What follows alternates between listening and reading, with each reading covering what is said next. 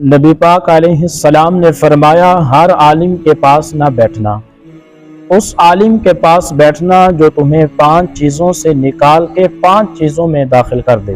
یا رسول اللہ صلی اللہ تعالی علیہ وآلہ وسلم کون کون سی؟ تو حضور فرمانے لگے جو تمہیں شک سے نکال کے یقین کی طرف لے آئے، اور دوسرا جو تمہیں ریاکاری سے نکال کے اخلاص کے زمرے میں لے آئے، اور تیسرا نبی پاک علیہ السلام نے فرمایا جو تمہارے دلوں سے دنیا کی خواہش نکال کے تمہارے دلوں میں تمہارے رب تمہاری آخرت میں یہ چیزیں دینے والا ہے، اس کی محبت تمہارے دلوں میں پیدا کر دے۔